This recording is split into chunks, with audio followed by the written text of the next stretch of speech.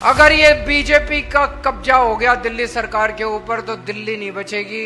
और ये जो मॉडल एक छोटा सा पौधा है ये रौंद देंगे बीजेपी वाले, खत्म कर देंगे, परमानेंटली खत्म कर देंगे।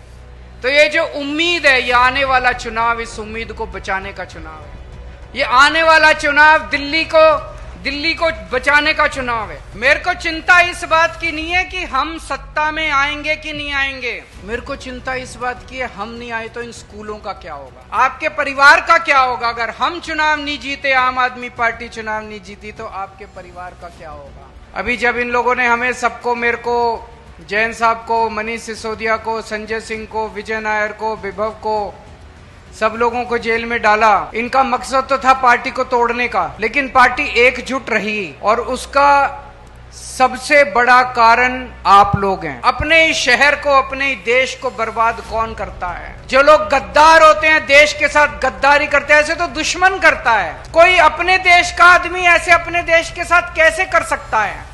नहीं कर सकता। कि अगर बीजेपी को वोट दे दिया, अभी तो 1 साल बीजेपी का राज था दिल्ली के अंदर, अगर बीजेपी को 5 साल दे दिए तो ये दिल्ली का क्या हाल करेंगे दिल्ली के लोगों ने देख लिया। 9 साल में हमने जितने काम किए, 1 साल के अंदर इन्होंने उन कामों का सत्यानाश कर दिया। मैंने कहा था अब मैं आ गया, अब चिंता मत करना, जितने काम इन्होंने रोके हैं सारे काम एक एक करके शुरू कराऊंगा। 5 साल में हमने जितने काम किए थे, इनका मकसद है वो सारे काम खत्म करने का। क्यों?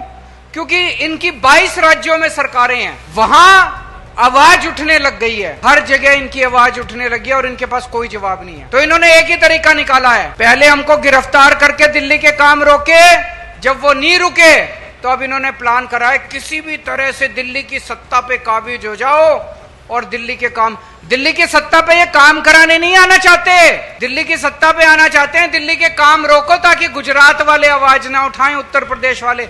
अगर ये दिल्ली की सत्ता पे आ गए तो दिल्ली के जितने काम हम सब लोगों ने मिलकर 10 साल में मेहनत करी है, ईमानदारी के साथ काम करे हैं, सारे बंद कर देंगे।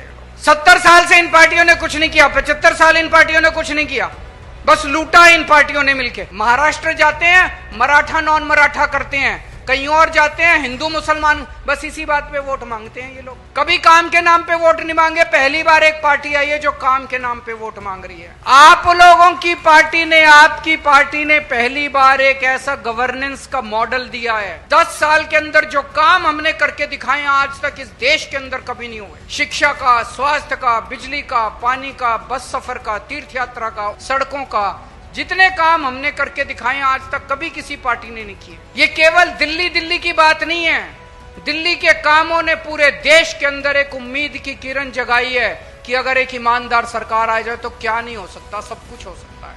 हो सकता है आपको अपना कैंडिडेट पसंद ना आए, जो हम कैंडिडेट दें, आपको एमएलए की तरफ नहीं देखना, आपको कैंडिडेट की तरफ नहीं देखना।